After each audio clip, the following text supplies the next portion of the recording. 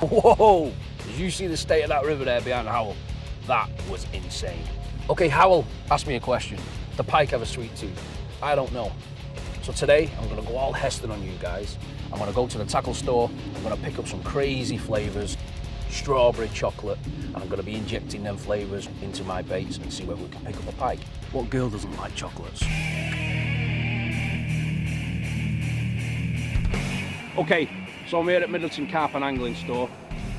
Steve's inside now, he's a store owner. He's in there sorting some crazy concoction out for me, stuff that I would never normally use for pike fishing. So let's go inside and see what he's got.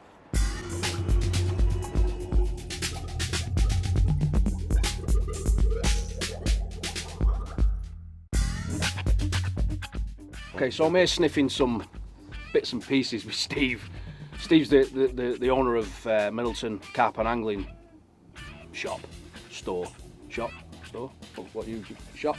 Centre. And basically, you know, he's going to run me through, because I'm definitely not in the know-how of all these smells, because I just don't use them. Steve, what would you say is the most craziest thing for me to go out there and inject into a pike deadbait? I'd look at something that the carp lads are using that works on that side. Yeah. That's one of the newer baits out, the Crave. Right. It stinks of sweaty feet, in my opinion. Two of my favourite foods, and that's pepperami and curries.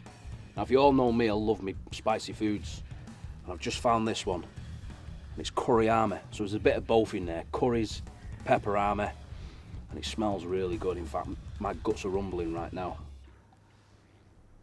Oh. Chocolate and curryami.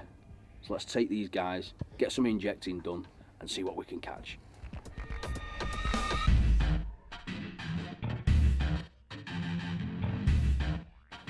Chocolates or a night out for a curry. Me personally, I prefer a kebab, but I'm going to inject these in two different dead baits. I'm going to put one left and right, and I'm going to see which one works.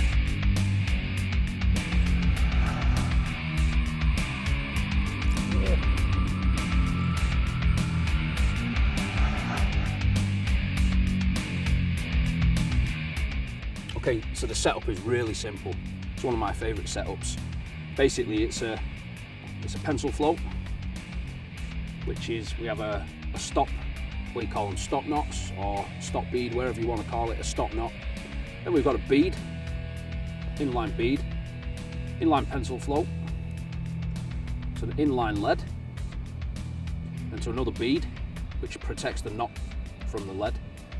Then size 8 swivel, a simple but strong quality snap link, so a homemade 20-inch 49 strand wire trace, 2 size 6 trebles, and a chocolate flavoured Joey mackerel. So let's see if we can sniff a fish out.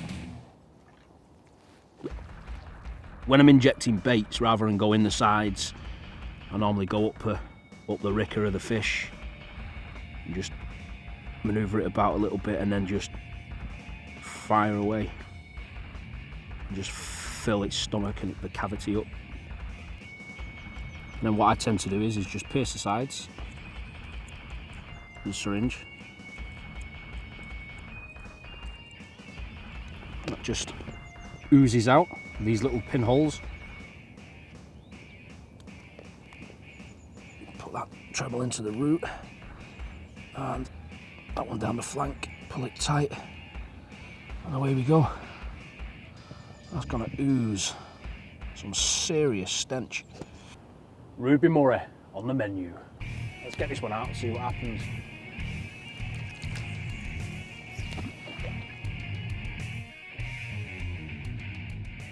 Me personally, I like lure fishing, I love lure fishing, and I love dead baiting, they're both equal.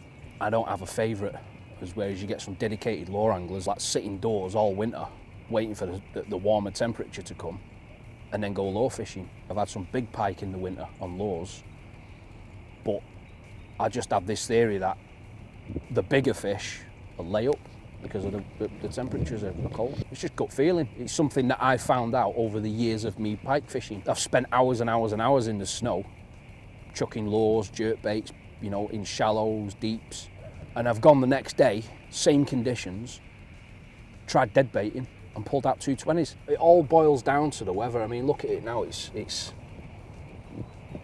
New Year, it's early January, and I'm here in a fleece, a body warmer, no thermals, a pair of pants, one pair of socks, and I'm toast. And to me, this ain't normal. Okay, I really thought that this deep hole in this dark corner would have been the perfect place to start. It's now time to bring in the baits and do a bit of leapfrogging around the lake.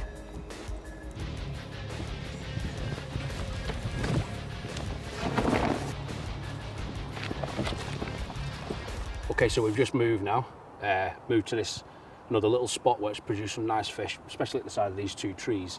So I've just pumped this trout full of chocolate again. I'm determined to get a pike on this chocolate flavoured trout.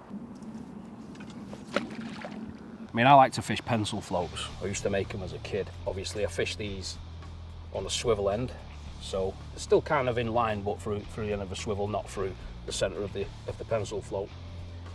And what I do is I'll plumb the area where I'm fishing, I'll clip a trace on, plumb it, set the depth, and whatever the depth is, I'll add an extra 6 or 7 inches on that, so it's just slightly over depth but not too much. But each time you have to remember, you have to adjust the stop knot each time you move to different spots, because everywhere is different. This is a drop off where it's been gouged out, it's been desilted. So just in front of us we've got, I think there we've got 11 feet, and then less than, what, 10 feet away we've got 6 feet, you know, so it's important to keep checking them stop knots.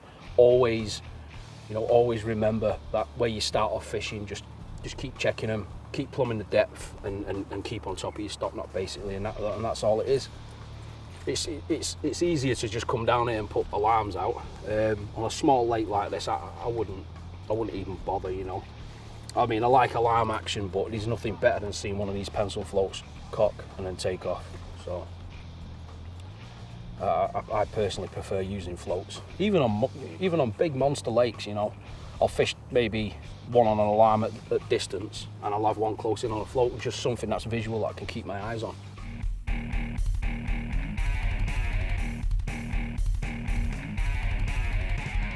So there you go. I've tried all these crazy Willy Wonka type flavours, your chocolate, your curry and pepperami. This lake's got a lot of pike in here. I've leapfrogged the whole lake, and basically they're just not taking it. So, you know, that's fishing. So there you go, Howell. No, it doesn't work. But for some reason, I fancy a curry, some chocolates, maybe a beer.